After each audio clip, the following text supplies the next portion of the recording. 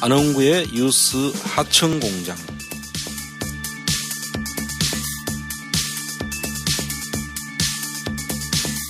저희 안원구의 뉴스 하청공장, 지금 뭐 불매운동을 비롯해서 여러 가지 우리가 그 일본에 대한 그들의 말하는 뭐 경제보복 그 행태에 대해서 저희가 앞으로 어떻게 대처해 나가고 그다음에 어떻게 준비해야 하면 될 것인지, 사실 좀 준비는 사실 저희도 미리미리 좀 했어야 된다고 생각을 하거든요. 조금 늦지 않았나 지금. 근데 뭐 지금이라도 빨리빨리 대처를 하면 되니까, 자, 어떤 방향으로 흘러나갈 것인지 좀 예측도 좀 해보는 시간을 좀 가져야 될 것 같습니다.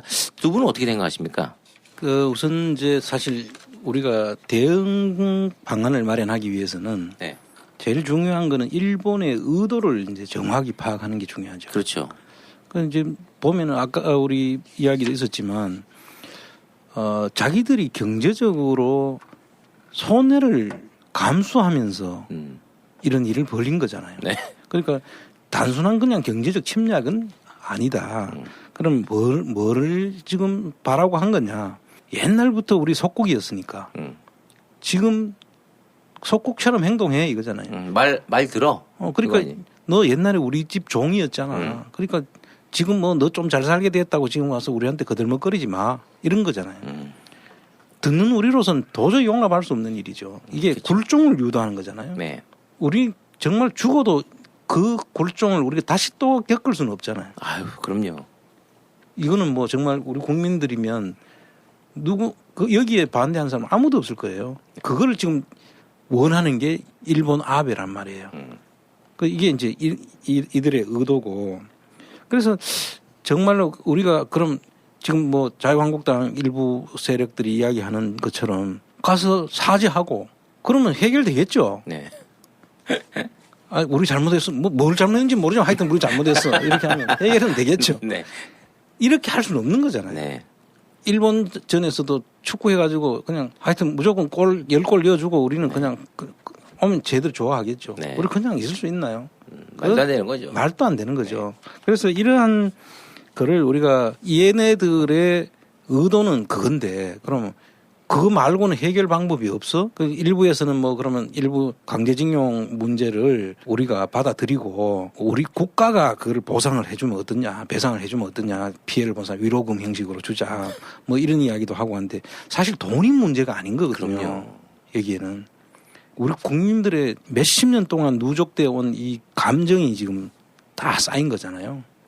이걸 갖다가 그들이 원하는 대로 해주고 말자. 돈이면 사실 지금 보니까 그 재판에서 그 물레 들었더니 뭐 얼마 안 되더라고요. 그 다 한다고 하더라도 한 1,500억 정도 되는가 봐요. 실제로는. 그거 가지고 지금 우리가 이야기하는 것이 아니다는 거죠. 위안부 그 할머니 때도 100억인가요? 일본이 내놓고 뭐 네. 치유 하해 재단인가 만들어 가지고 어물쩍 넘어가려고 하다가 할머니들이 그 진짜 피를 토하는 심정으로 돈이 뭐가 필요하냐, 사죄하라 이거야죠. 우리 국민들한테 진심으로 사죄하는 게 지금 필요하거든요. 네. 어쨌든 일본이 우리를 강제로 침탈한 건 사실이잖아요. 아, 그럼요. 그거에 대해서는 어느 누구도 지금 이야기할 거 없는데 일본은 그야말로 일본 놈들은 그거를 갖다가 정당한 하나의 식민지, 합법적인 식민지 지배였다. 그리고 식민지로 너가 근대화되었지 않느냐 하면서 식민지 근대화론까지 지금 주장하는 입장인데 이거를 그냥 우리가 받아들일 수 있냐 이거죠. 그런 전제 하에서 우리가 대책들을 좀 생각을 해봐야 되는데 정치, 경제, 사회, 외교, 뭐 군사 이런 측면에서 우리가 좀 나누어서 한번 생각을 해볼 필요가 있다고 저는 생각을 합니다. 다각도로. 네. 지금 이제 정치적으로 보면 지금 이게 일본은 이거예요. 일본이 사실 태평양 전쟁 이후에 일본이 무조건 항복을 하고 네. 난 뒤에 이제 폐허가 됐잖아요. 일본이.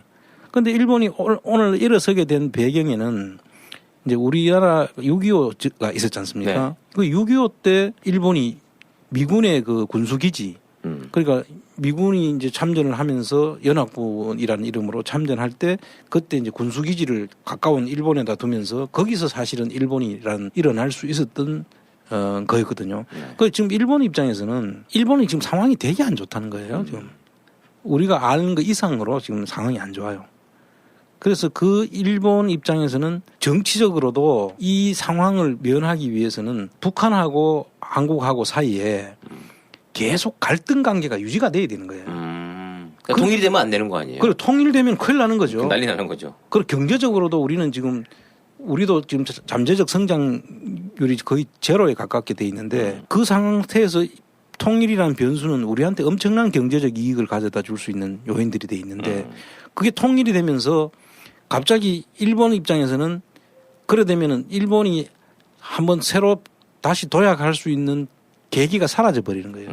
집 최근에 지금 돌아가는 거를 보면 G20 때 일본에서 개최를 했잖아요. 네. 개최했는데 갔다가 G20 개최하면 그걸 가지고 막 그 세계적으로 선전을 하면서 자기들이 뭐 그 역할을 한 거를 막 선전하고 해야 되는데 그 다음날 바로 트럼프와 김정은과 우리 문재인 대통령이 네. 판문점에서 만나가지고 셋이서 엄청난 그 화해 무드를 조성을 해버렸잖아요.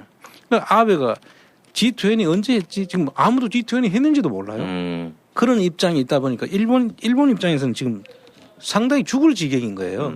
더군다나 이제 한국, 미국, 중국, 북한 뭐 이런 식으로 자꾸 이제 정세가 흘러가니까 고립돼 있는 듯한 느낌도 많이 받겠죠. 지금 뭐 시진핑은 그래도 한 번씩 우리가 가서 만나기로 하지만 네. 우리는 지금 일본은 지금 사실은 패스 그렇죠. 상태잖아요. 네. 그러다 보니까 일본 입장에서는 지금 엄청나게 지금 사실은 자기들 입장에서는 소외감이랄까 열등의식이 사실 지금 배어 있는 거예요. 자기들이 조종해야 되는데 자기들이 조정해야 되는데. 리모컨 없으니까. 그동안은 그렇게 이제 갈등 조정하면서 잘 해왔죠. 그러면서 미국한테 붙어가지고 그래도 미국 너 우리가 있기 때문에 그래도 이 태평양 지역은 우리가 맡아주고 있는 거 아니니 하면서 그렇게 해왔는데 결과적으로 그 역할론마저도 사라질 위기에 있으니까 일본 입장에서는 출구가 안 보이는 거죠. 그렇지. 그래서 얘네들이 지금 갑자기 한번 뭔가 욱하는 감정이 있었을 것이라고 봐져요.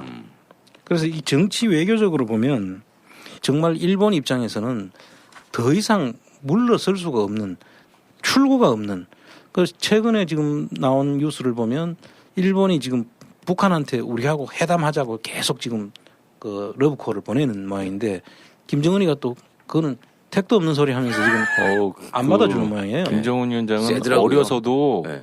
그 일본 그 요리사 있었잖아요. 네. 거기하고도 안 좋았어요. 그건 택도 없어요. 그러니까 그리고 이제 뭐 지금 뭐 미사일 빵빵 날리는 게 한편으로는 이 지소미아 정도 거의 이제 지금 깨지네 만에 지금 하고 있지 않습니까? 우리가 이런 정보를 공유 안 해주면 사실 그들도 많이 안타깝고 불리한 건 사실이거든요. 그렇습니다. 그래서 지금 일본 입장에서는 우리가 생각하는 이상으로 정치 외교적으로도 몰려 있다. 경제 침략이라는 형태로 지금 화이트리스트 배제한다든지 이거는 사실상 그런 역할을 하려고 하면 사실상 여러 차례에 걸쳐서 분위기를 잡고 뭐 회담도 하고 뭐 하는 과정에서 뭐 이렇게까지 우리가 최선을 다했는데 한국이 안 들어줘가지고 했던 이 명분을 쌓아야 되는데 이 갑자기 지금 진주만 침공하듯이 갑자기 한 거 아니에요. 네. 그러니까 얘네들 입장에서 지금 뭐 한마디로 말하면 아베가 조금 무능하다. 우리한테는 정말 다행이지만 그렇게 무능한 그런 정치적 그 외교적 그런 실력이다. 그런 정도로 우리는 이해를 해야 될 것 같고요. 참 이게 보면 아니 그들이 분명히 잘못을 했지 않습니까? 근데 그거에 대해서 진짜 사죄하고 배상하고 독일처럼 예. 그다음에 뭐 우리나라뿐만 아니라 북한 또 필리핀 다 가서 진짜 너무나도 깨끗한 매너로 진심 어린 사과를 하고 배상을 하면 지금보다 더 큰 나라가 되고 더 경제적 이익이 더 좀 많이 생기지 않을까라는 생각이 저도 들거든요. 근데 참 좀 아낄래가 똥 된다고 조금 아끼고 그건 자존심이라고 저는 생각 안 합니다, 진짜. 근데 지금 일본 입장에서는 여유 있게 큰 형처럼 이렇게 품을 수 있는 상황이 아닌 것 같아요. 아, 그렇게 안 좋은 거예요? 자연스럽게 이제 우리가 경제적인 문제를 보게 되면 일본이 지금 아베노믹스라고 보통 이야기하는 게 이제 돈을 푼 거잖아요. 네. 그 돈을 풀어가지고 일본 경제를 지탱해 왔는데 지금 일본이 국민 소득 전체가 일본이 지출해야 되는 돈의 반밖에 안 된다는 거예요. 왜 그렇죠? 그러니까 뭐 세금으로 걷어들이는 것이 그동안에 빌린 이자가 한 25% 차지한다는 거예요. 그 전체에. 그리고 일본은 지금 그 나이가 많은 사람들이 많잖아요. 네, 고령자들이. 그 고령 인구가 많아지니까 그 고령 인구들에 대해서 그 지원을 해야 되잖아요. 연금. 그래서 그 고령 인구 지원을 해야 되기 위해서 그래서 이제 소비세도 지금 올린다는 거예요. 그러다 보니까 그게 일본에서 생산성은 떨어지는데 돈은 지출해야 될 때는 돈은 많아지고 지금 일본 입장에서는 난감한 거죠. 그나마 일본의 돈에 대한 신뢰가 지금 아직까지는 있고 미국도 그거를 지금 용인해주고 있기 때문에 지금 현재 지금 간당간당하게 지금 오고 있는데 지금 그 일본은 거의 유동성 함정에 빠졌다는 거예요. 유동성 함정이라는 게 이제 돈은 많이 풀었는데 이게 투자로 연결이 안 되는 거예요. 그리고 소비도 안 하는 거죠. 그 성장이 안 되는 거예요. 그 돈들이 전부 다 이제 미래가 불안하니까 그걸 전부 다 꼭 쥐고 이제 있는 거고 일본이 그 자랑하던 정밀 기계나 전자 제품들이 이제 한국으로 다 이제 넘어왔잖아요. 그 빡 뺏기고 하니까 자기들이 갈 수 있는 길은 그야말로 일본이 잘 하는 그 기초 소재 지금 이야기는 그런 거 외에는 지금 먹고 살 길이 별로 없어요.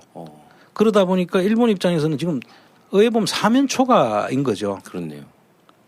근데 뭐 사람들이 지금 이야기하는데 뭐 어쨌든 간에 일본은 그래도 우리보다 훨씬 더 선진국이지 않느냐.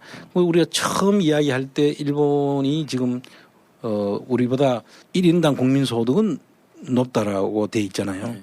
높지만은 거의 우리가 다 따라왔고 네.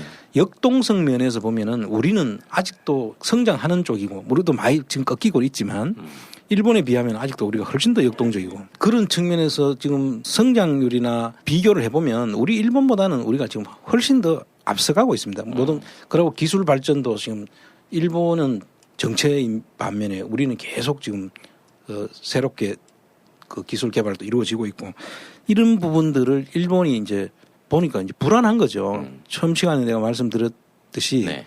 그런 상태에서 일본 입장에서 이걸 할 수 있는 거는 뭔가 판을 바꿔야 되는데 판을 바꿀 힘이 없이 그걸 어디다 해야 될 것이냐 생각하다가 한 것이 아마 한국이라는 나라를 선택한 거 아니냐 싶어요. 사람 잘못 건드렸어요. 그래서 정말 잘못 판단하고 그러니까 정말 우리를 잘 모르고 지금 네. 벌린 일인 것 같아요. 그리고 일본 입장에서 보면 그 소비세를 지금 처음에 소비세가 86년도인가요 4년도인가 모르겠는데 그때 3%였다가 4%로 갔다가 5%인가 갔다가 지금 8%인가 98%로 갔다가 2014년도에 8%로 갔다 지금 10%로 올린다는 거예요. 그 이제 소비세라는 게 우리나라로 치면은 이제 부가세 비슷한 거예요. 근데 그게 소비자들이 다 사는 순간에 그만큼 더 돈을 더 비싸게 사야 된다는 거예요. 그렇죠. 그 세금으로 들어가야 되니까.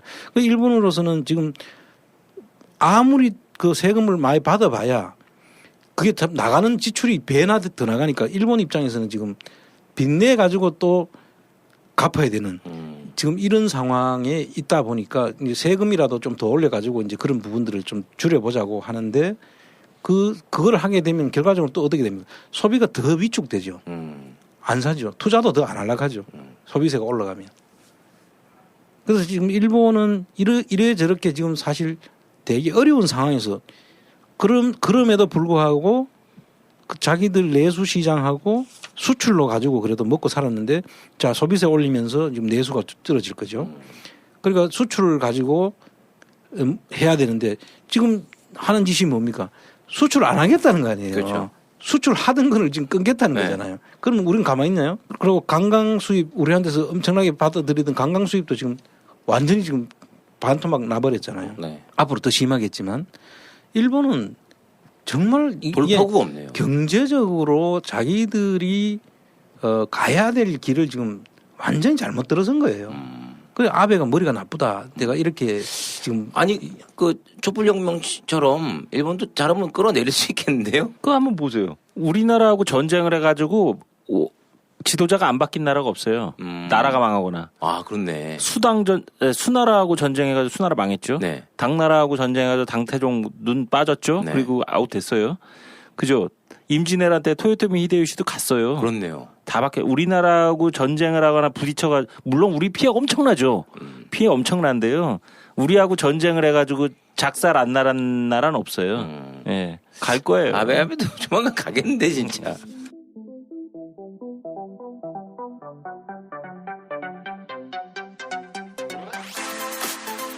여기는 안홍구의 유스 하청 공장입니다.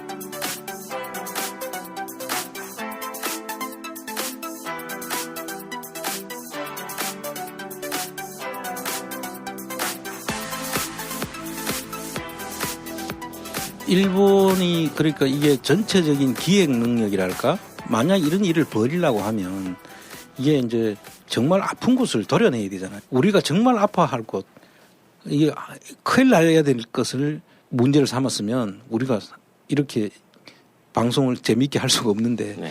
지금 참 그 아베한테 어떤 면에서 내가 고맙다고 할 정도인 게 지금 그런 상황에서 우리도 이제 일본에서 우리가 얻는 교훈이 뭐냐면 이제 산업 구조의 발달을 우리가 보게 되면 이제 소재 산업이라든지 이런 부분들이 있다가 그 다음에 이제 제조업으로 갔다가 이제 4차 산업으로 이렇게 이제 가잖아요.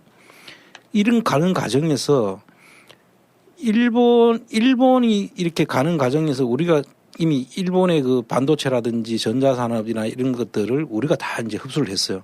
그럼 우리도 사실은 다음에 중국이나 베트남이나 인도나 이런 쪽으로 그런 부분들은 뺏길 것을 우리도 생각하고 있어야 되는 거예요. 마냥 우리만 오로지 할 수 없잖아요, 그거를. 그럼 우리는 어떻게 해야 됩니까? 우리가 그런 원천 기술이라든지 기초 소재 산업들을 지고 있어야지 되는 거예요. 그런데 우리가 그 당위성은 다 알아요. 국가도 알고 이 경제계도 다 알아요. 다 아는데 지금까지 그럼 왜 못 해왔냐? 이거는 쉽지가 않은 거예요, 사실은. 이 가야 된다라고만 알지. 그거 하려면은 자금도 많아야 되고 그 사실 구조적인 문제도 있는 거고 여건도 바뀌어야 되는데 예를 들면 우리가 이제 기초 소재 산업이 발전해야 된다는 거는 아는데 투자를 하려고 하니까 이게 투자만 해놓으면 물건을 사줄 때가 있어야 되잖아요. 그렇죠. 그럼 지금 예를 들어서 삼성이라든지 이런 데서 일본에는 이미 소재 산업이 다 완성이 돼 있어요. 그 쉽게 돈만 주고 사오면 되는데 우리나라 중소기업이 가지고 있는 거를 키워가지고 그 물량이라든지 필요할 때 받쳐주게 하려고 하면 시간도 걸리고 하는데 우리나라 중소기업은 자금 여력도 안 되고 그렇죠. 또 중소기업 입장에서는 삼성이 사준다는 보장도 없으니까 투자를 못 하는 거죠. 네. 이러한 여건들 때문에 사실 제대로 못 해왔던 일이에요. 그런데 요번 기회에 이제 다 인식이 이제 깨진 거예요. 아, 이제 정말 그 필요하구나. 우리 앞으로 미래를 위해서도 우리는 그 길로 가야 되는데 그쪽에는 우리가 전혀 정신을 신경을 못 썼어. 이제는 국가도 인식했잖아요. 요번에. 그렇죠. 그리고 이제 기업들도 이거 일본이라는 나라가 저렇게 나왔을 때 우리가 대책이 없었다. 그럼 우리나라에 그런 중소기업들 키워야 되네. 이제 그럼 우리가 너 만드는 거 사줄게. 이렇게 나올 거 아니에요. 네. 그럼 그 여건들이 요번에 전부 다 해결이 되는 거예요. 그리고 자금과 기술과 또 판로와 이런 것들이 삼박자를 다 맞추어 가지고 이런 상황을 인식을 한다면은 요번 기회는 나는 절로에 우리한테 너무나 좋은 기회다. 그래서 국가도 그렇고 기업들도 그렇고 우리 국민들 의식도 그렇고 이런 기회에 정말로 한 단계 진짜 선진국으로 도약하고 우리 산업을 발전시킬 수 있는 길이 여기 있다라는 것을 한번 알 수 있는 계기가 됐다. 그게 정말 중요한 기회다 이런 생각이 듭니다. 그러니까 뭐 은행권에서도 그런 뭐 움직임들이 뭐 예를 들어서 뭐 자금에 대해서 유예를 해준다던가 이 뭐 이자라든가 세금을 이율을 낮춰준다던가 이렇게 뭐 좀 많이 나오더라고요. 그래서 정말 요번 기회에 이제 우리가 단순한 어떤 미봉책, 그냥 하나의 그 미봉책만 제시할 게 아니라 저는 이제 은행권에 한번 좀 이야기를 하고 싶어요. 지금 우리나라 은행 기업들이 돈을 빌리는데 기업들이 기술 가지고 절대 못 빌립니다. 힘들죠. 네. 전부 다 담보를 대야 돼요. 네. 부동산 담보를 원한단 말이에요. 기업들이 가지고 있는 부동산은 다 은행 거지 사실 기업 것들이 아니에요. 다 그걸 담보로 해가지고 빌리니까. 그래서 결과적으로는 이게 참 안 좋은 구조거든요. 기술이 좋은 기업들, 성장성이 있는 기업들에 대해서는 돈을 빌려주고 그러면 회수가 가능하잖아요. 은행에서는 그런 기업들한테 돈을 빌려줘야 되는데 아무리 그런 기술을 이야기해도 나 몰라라예요. 네. 땅 보세요, 땅. 담보 가져와요. 이런 네. 거지. 그래서 결과적으로 이 부동산 경기가 안 나빠지면은 은행까지 같이 가는 이런 우리 산업 구조를 가지고 있어요. 그래서 금융기관에서 정말 이번 기회에 이런 기술들의 그 소중함, 중소기업들이 가지고 있는 기술 개발이나 이런 걸 하면 그 사람들이 보세요. 얼마나 성장할 수 있고 큰 돈을 벌 수 있습니까? 그런 기술을 가진 기업들에 대해서 그 기술을 볼 수 있는 능력을 갖추고 이래서 정말 은행들이 돈을 빌려줄 때 그 기술을 보는 그리고 기술뿐만 아니라 그 사업가의 자질이라든지 사업성 그동안 그 사업해온 그 과정들 이런 것들을 평가해 가지고 돈을 빌려줄 수 있는 이런 구조를 만들어가는 게 대단히 중요한 체질 개선이 요번 기회에 좀 있었으면 좋겠다는 거예요. 이게 뭐 어제 오늘 뭐 잠깐 하고 멈출 것이 아니라 반드시 우리가 요걸 또 교훈 삼아서 네. 그렇죠. 지금 현재 이제 이야기되고 있는 건 주로 이제 반도체 이야기들을 지금 하고 있는데 그 반도체는 지금 상당히 대체제로 지금 거의 다 가고 올해만 넘기면 이제 그 탈일본이 가능하다는 지금 이야기들이 지금 나오고 있고 실질적으로 일본도 그걸 의식하고 이게 한번 거래가 끊어지면은 그 다음부터는 아예 안 보거든요. 그렇죠. 이렇게 신뢰가 없는 기업들을 너 나라를 어떻게 우리가 믿고 너하고 거래를 해. 갑자기 끊어버리면 우리는 사업 망하는데 이렇게 될 거 아닙니까? 그래서 우리가 탈일본화를 이제 이루어질 수 있다고 하는데 이제 앞으로 또 있을 수 있는 문제들이 이제 이야기되고 있는 게 보면은 이제 수소 경제 시대 또 그다음에 이제 전지 전번에 잠깐 이야기 축전지 이런 것들이 지금 앞으로 중요한 것이 되고 그다음에 탄소 나노 섬유 이게 이제 지금 근데 그 부분 지금 이야기하는 이런 부분들이 아마 우리나라에서 지금 현재는 일본한테 조금 밀리고 있지만 새로운 그 기술들이 우리나라 그 연구단체에서 지금 거의 다 그 개발이 된가 봐요. 그리고 다만 이제 그 팔로 그러니까 그걸 써줄 수 있는데 우리가 이런 개발하고 돈을 투자했을 때 그걸 팔아서 우리가 수익을 남길 수 있느냐가 지금 문제인 거죠. 그래서 기술은 지금 거의 다 개발은 돼 있다는 거죠. 그걸 이제 그 생산하는 현장에서 적용하는 단계인데 그거는 이제 팔로라든지 자금이라든지 이런 게 이제 문제지 기술은 거의 다 지금 사실 일본을 우리가 거의 따라잡았다는 거죠. 그래서 그 부분에 대해서 우리가 정부 차원에서 지금 잘 하고 있는 것 같고 그런 부분들이 지금 심각한 그 저거 돼 있고 그 아마 중소기업들도 중소기업부에서 그 부분들을 잘 지금 조율을 하고 있는 것 같아요. 우리 뭐 밖으로 지금 그럼 우리는 대책이 없는 거 아니냐 말로만 하는 거 아니냐 이렇게 하는데 실질적으로 여러 가지 대책들이 지금 나오고 있더라고요. 그런데 우리 국민들한테는 이게 구체적으로 좀 대책이 뭔지를 좀 설명이 잘 안 되고 있는 것 같아요. 그런데 그 실질적인 대책들은 사실 이 중소기업들이 하고 빨리 대기업하고 연결시켜 주는 거예요. 그렇죠. 우리가 이런 거 필요한데 네. 너 만들 수 있니? 무조건 사줄게. 너가 만들면 우리가 사줄 수 있어라고 그렇죠. 하는 게 있어야 되는 거죠. 그게 대단히 중요한 건데 그거를 정부가 나서서 이제 매칭을 시켜주는 작업을 해야 되는 겁니다. 그래서 이 판로를 개척해 주는 건 대단히 중요한 일이다. 그리고 이제 뭐 기술 부분들은 상당히 지금 올라가 있으니까 그 기술에 대해서는 우리가 그 계속 더 이상 저걸 안 해도 된다는 거죠. 그래서 그 지원할 수 있는 가용한 것들을 정부 차원에서 지금 뭐 100대 원자재에 대해서 어떻게 하겠다 뭐 이런 이야기들이 지금 나오고 있는 걸로 알고 있습니다. 그리고 이제 또 중요한 게 지금 최근에 나온 뉴스에 보면은 일본이 지금 일본이 후쿠시마 그 원전이 그 터지고 난 다음에 거기서 나오는 그 오염된 오염수 그걸 지금 뭐 방류한다던데. 태평양에 갔다가 날아가다 그린피스에서 지금 문제 삼았잖아요. 그런데 그거를 이제 그렇게 하면은 제일 큰 피해는 우리가 보는 거죠. 네. 우리하고 이제 저쪽으로 가면은 이제 대만하고 이제 홍콩, 중국 이쪽이 이제 영향을 받을 텐데 그런 부분들이 큰 문제가 될 수 있다는 것을 세계적으로 알리고 그다음에 이제 도쿄 올림픽이 있잖아요. 네. 도쿄 올림픽이 있는 것들을 올림픽에 지금 후쿠시마 옆에서 뭐 야구 경기가 이루어진다고 네. 하더라고요. 네. 그래서 뭐 일본은 그게 한 뭐 200km라 그런가? 네. 그런데 우리가 알기로는 한 60km밖에 안 된다는 네. 거고. 그래서 그쪽에서 나오는 농산물을 가지고 농수산물을 가지고 이제 우리 선수들을 먹일 거 아니에요. 네. 문제 없다라고 하면서. 그건 정말 사람을 쇼 같지도 않은 쇼하고 있더라고. 지들끼리 뭐 그거 먹고서 아이고.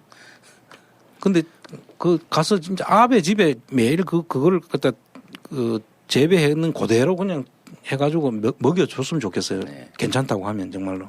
보이콧 해야죠, 그것도. 근데 열심히 운동한 선수들 입장에서는 하기가 어려운 거고 그러니까 그건 뭐 지켜보시죠. 내년 일인데. 네. 지금 이제 후쿠시마 문제라든지 그런 부분들을 가지고 지금 우리나라에서도 대응할 수 있는 방안들이라든지 이런 것들은 뭐 이런 거는 가능하지 싶어요. 그쪽 후쿠시마 쪽으로는 뭐 여행 금지를 네. 국민들 건강을 위해서 내리는 거니까 그렇죠. 그렇게 할 수 있을 것 같고 제가 볼 때는 일본이 결과적으로는 일본이 항복할 것 같아요. 고집스럽게 계속 그냥 이렇게 가겠다고 하면은 그 피해는 일본 사람들이 상당히 실리적인 사람들이거든요. 사무라이 앞에서 하이하이 하면서 숙이는 건 센 사람한테는 절대적으로 복종을 하거든요. 그렇죠. 그리고 우리가 요번에 사실은 이런 기회에 정말 센 거를 한번 보여줘야 되는 거예요. 어줍지 않게 이게 화해해서는 안 되고. 하회도 우리가 센 상태에서 하회를 해야지. 그렇죠. 세지 않으면 일본 전후 2차 세계대전 때 미국한테 항복할 때 일본이 어줍지 않은 자존심이 되게 강하잖아요. 자기들이 천자의 나라라고 그렇게 하고 오는 애들이기 때문에 우리가 왜 졌다는 것 자체를 인정하기가 싫은 거죠. 그래서 그 당시에도 보면은 일본의 천황은 항복 선언을 다 녹음까지 해놨는데 일본 최후의 날이라는 영화가 있어요. 그 녹음까지 다 해놨는데 밑에 하급 장교들이 반대를 하는 거야. 항복하면 안 된다고. 그리고 도조가 그 당시에 할복을 하면서 그걸 못하게 말리고 하는 그런 과정들이 있어요. 근데 일본은 자기들이 죽을 지경이 돼도 항복을 잘 안 하려고 하는데 정말 대단한 힘이 히로시마하고 또 나가사키에다가 두 방이 떨어졌잖아요. 네. 그러니까 이제 이거 일본이 완전히 전체가 다 불바다가 될 거다. 할 수 없이 항복한 거예요. 그리고 우리가 일본이 쉽게 항복하리라고 생각하면 안 되는 거고 다만 어설프게 가서 이렇게 할 테니까 뭐 협상하라 하는데 지금 자유한국당 주장이 그거잖아요. 협상하라고 가서 우리가 뭐 적당히 양보하고 서로 협상하라 하는데 그거는 전쟁에서는 그런 협상은 안 통하거든요. 항복을 해야 협상이 되는 거예요. 그렇죠. 그래서 일단 우리가 항복할 수는 없잖아요. 네. 지금 내가 볼 때는 결과적으로 일본이 숙이고 들어올 것 같아요. 민 위원장님도 끝으로 뭐 하실 말씀 있으면. 저는 일본이란 나라의 습성, 그다음에 서양이라는 나라의 어쨌든 문명의 어쨌든 그런 분위기를 봤을 때요. 뭐 총장님 말씀하고 비슷한데 저는 숙이긴 할 것 같은데요. 그들은 사과하지 않아요. 불교 국가를 표방한 일본이 한국의 사찰에 가서 행한 짓들을 보면은요, 그들은 불교 국가라고 말할 수 없어요. 그리고 우리나라 정치인들이 정신을 못 차린 거는요, 일본한테 사과를 하라고요? 우리나라 지금 엄연히 기록에 남한폭도 대토벌 작전이라 광주 민주화운동은 될 것도 아니에요. 남한폭도 대토벌 작전이라고 해가지고 호남 지역의 의방을 아주 싹쓸이를 하는 작전이 있었어요. 다 죽여버렸어요. 그리고 요즘에 얘기가 나오는 봉오동 전투, 청산리 전투 네네. 이후에 참빛 작전이라고 그래서 간도 지역 내에 일본인들이 아주 한국 사람들 전부 다 죽여버렸어요. 그때 그 작전명 이름이 불령선인 초토화 작전이에요. 우리 한국 사람을 바라보는 시각이 초토화 아니면 불령선인이라는 거예요. 지금도 걔네들 시각 바뀌지 않았어요. 지금 숙이고 오늘 보니까 삼성전자의 부품인 것 같은데 핵심 소재 중에 하나를 지금 수출을 허가했대요. 일본이. 아, 일본에서. 예. 그렇지만 그 단서를 다룬 게 뭐냐면 전쟁 무기로 전용될 우려가 없다라는 거예요. 자, 보세요. 미국의 영어예요. 영어는 사과한다는 표현이 없어요. 누구누구에게 다들 누구누구에게 사과한다라는 표현이 있을 거라고 생각하죠. Sorry, I'm sorry for him, for her. 절대 그런 용어 자체가 없어요. 미국은 누구누구에게 사과한다라는 말 자체가 없어요. 일본도 마찬가지예요. 일본 말은 제가 모르겠는데요. 요런 식으로 해가지고, 그러니까 숙이고 들어가면 안 되잖아요. 대신 자기네가 손해가 날 것 같거든. 그렇지만 마치 없었던 일처럼 해서 이렇게 무기 전용에 우려가 없다라는 식으로 아무 일도 없다는 식으로 쓱 넘어가려는 작전적이 올 거예요. 거기에 우리 바보 같은 정치권들이나 일부 과거에 공부 안 한 역사 공부 안 하신 분들이 다시 뭐 일본 여행을 간다는 등 사태 해결이 다 됐다는 등 이런 판단을 하시면 안 되는 거예요. 이거는 끝까지 가서 나름대로 누가 가서 우리 조직을 발로 뻥 차더라도 흔들림 없이 조직을 만든 상태에서 갈 때 가서 용서를 해주던 해야지 얘네들은 절대 사지 없이 은근슬쩍 푹 넘어가는 작전으로 올 거라는 거죠. 저는 여태까지 저희 방송에서 쭉 말씀해 주셨듯이 이번 기회에 기초를 탄탄하게 하는 그런 구조를 만들고 남북 평화 체제를 구축한 다음에요. 동아시아의 평화를 일본의 어쨌든 이런 조작되고 작전된 문화가 아닌 한국 주도적인 문화로 동아시아 평화의 주축 세력이 되기를 바랍니다. 네, 알겠습니다. 저 얼마 전 그 백색 국가 한참 그 이야기가 있을 때 그 결정이 됐을 때 그 이춘식 할아버님 인터뷰를 봤어요. 그 할아버님께서 나 하나 때문에 기업이 피해를 입고 나라가 피해를 입는 것 같아 너무 미안하다. 이 말 듣고 너무 죄송했습니다. 예, 반드시 사과를 받아내고 그 다음에 그에 따른 그분들 한 분뿐만 아니라 모든 우리 국민이 피해받은 거에서 당연히 저희는 꼭 그분들이 수긍하고 납득되고 인정하실 때까지 그들의 사과를 꼭 받아야 된다고 저는 생각을 합니다. 네. 그렇죠. 저도 그 영상을 보면서 참 울컥했는데 지금 민 위원장 이야기한 거 마찬가지로 일본은 절대 사과하지 않아요. 한 번도 사과한 적 없어요. 지금까지. 그렇죠. 우리 누가 봐도 강제 침탈이잖아요. 아, 그럼요. 한국을 병합시키고 36년 동안 우리를 그렇게 식민지 강탈을 해갔는데 그거에 대해서 지금까지 한 번도 사과한 거 보셨나요? 사과한 적이 없어요. 네. 그리고 지금도 앞으로 사과 안 할 거예요. 네.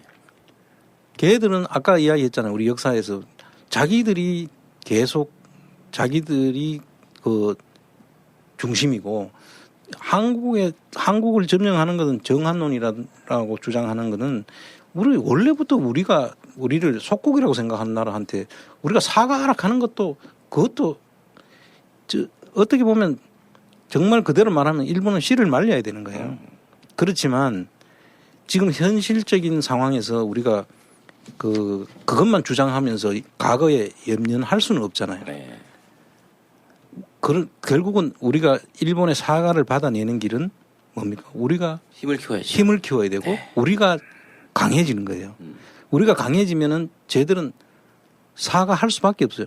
우리가 강해지면 근데 우리가 강해지기 위해서는 또 우리끼리 단합을 해야 되는데 우리 안에서 지금 그 단합되지 못하는 대한제국 말기의 그 매국노들 같은 사람들이 주변에 있다는 게 그게 지금 제일 안타깝죠. 그래서 지금 우리는 강해질 수 있고 그런 사람들만 정리가 되면 일본한테 사과 받을 필요도 없이 우리가 강해지니까 결과적으로 일본은 무너질 것이다. 이렇게 생각하고 우리끼리 단합하고 가는 길이 우리의 살 길이다. 우리가 이기는 길이다. 우리가 사과받는 길이다. 이렇게 생각하고 가야 될 것이라고 네. 생각합니다. 알겠습니다. 자, 국민 여러분, 불매운동 끝까지 함께 해주시고, 그리고 관광 가지 맙시다. 절대 가지도 안 됩니다. 네. 그렇죠? 예, 예. 네. 자, 오늘 그 안원구의 뉴스 하천공장 정말 많은 것을 또 새롭게 알게 되는 시간이었고 의미 있고 그리고 무엇보다도 좀 더 제 마음을 스스로 더 다잡는 그런 계기가 된 것 같습니다. 뭐 이 방송 들으신 분들 다 같이 저와 같은 생각을 하셨을 거라고 생각이 되고 오늘 두 분께 또 너무나 감사의 말씀을 드리고 저희는 여기서 인사드리고 또 다음 시간에 함께 하도록 하겠습니다. 감사합니다. 감사합니다. 감사합니다. 네.